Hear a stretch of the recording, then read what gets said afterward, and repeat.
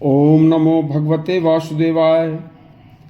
देखिए, आज का जो यह प्रसंग है, यह एक अति दुर्लभ भगवान की गुप्त माया का प्रसंग है।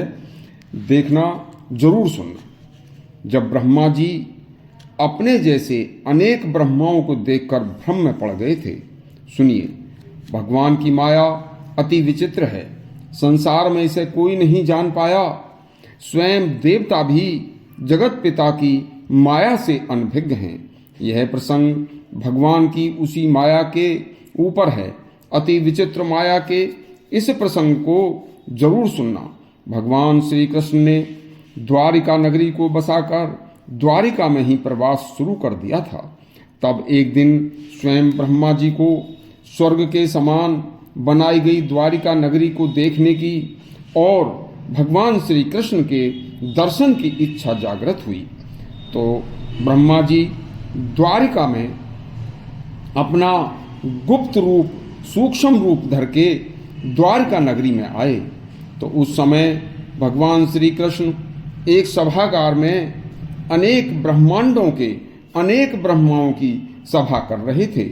तब गुप्त रूप से ब्रह्मा जी सूक्ष्म रूप धर के उस सभा में पहुंचे तो देखते क्या हैं कि स्वयं मेरी ही शकल सूरत के 400 ब्रह्मा उस सभा में बैठे हैं और स्वयं त्रिपुरारी भगवान श्री कृष्ण उन्हें उनके अलग अलग ब्रह्मांडों की शासन व्यवस्था समझा रहे हैं। तभी उन्हें श्री कृष्ण पहचान लेते हैं और बिना बुलाए सभा में आने का कारण पूछते हैं। तब ब्रह्मा जी ने विनय पूर्वक कहा कि मेरी द्वारिका नगरी और आपके दर्शन की इच्छा थी। तब श्री कृष्ण ने से ब्रह्मा जी ने कहा, हे प्रभु, मैं यह क्या देख रहा हूँ?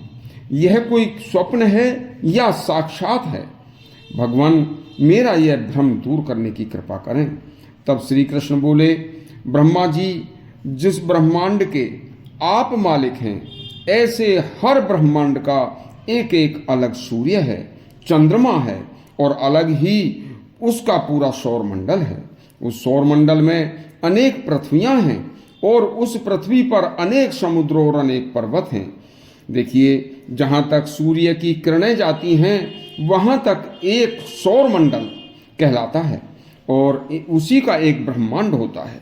सूर्य की किरणों की क्षमता जहां समाप्त हो जाती है तो वहां से दूसरा ब्रह्मांड की सीमा शुरू हो जाती है और उस ब्रह्मांड के भी अलग अलग सूर्य व चंद्रमा होते हैं और उस ब्रह्मांड की भी अनेक पृथ्वियां और अनेक समुद्र होते हैं और उसका ब्रह्मा भी अलग होता है और हर ब्रह्मांड के देवता भी अलग होते हैं तथा स्वयं ब्रह्मा तथा उन देवताओं को भी समस्त संसार चक्र का पता नहीं होता। यह एक रहस्य लोक है। संसार की कोई सीमा नहीं है। यह एक विशाल अद्भुत रहस्यों से भरा हुआ प्रकृति चक्र है। यहाँ कोई अमर नहीं है। अनेक कल्प मनवंतरों के बाद ब्रह्मा जी आपकी भी मृत्यु होनी निश्चित है। इसी तरह से सूर्य, चंद्रमा और सभी देवताओं की मृत्यु भी होनी निश्चित है। ब्रह्मा जी, विष्णु, महेश भी अमर नहीं हैं। हमसे ऊपर भी एक और अमर शक्ति है। वह कभी न जन्म लेती है न ही मरती है।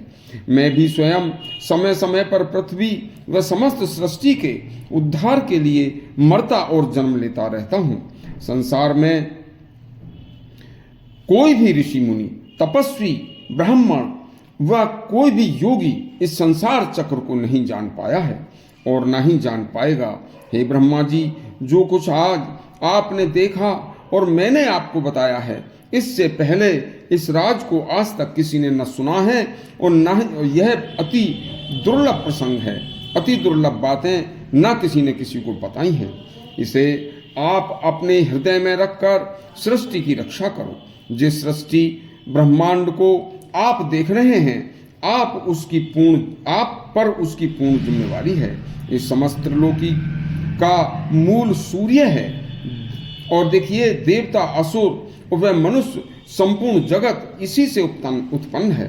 सूर्य ही सभी लोगों का स्वामी है। सूर्य की भी आयु समाप्त होते ही तीनों लोक समाप्त हो जाएंगे। फिर इसी तरह से दूसरे सूर्य चंद्र की रचना होगी और बस यही चक्र चलता रहता है। इस तरह के अति दुर्लभ ग्रंथों से अनेक दुर्लभ कल्याणकारी प्रसंग सुनने के लिए हमारा चैनल सब्सक्राइब करें और घंटी दबाएं। धन्यवाद।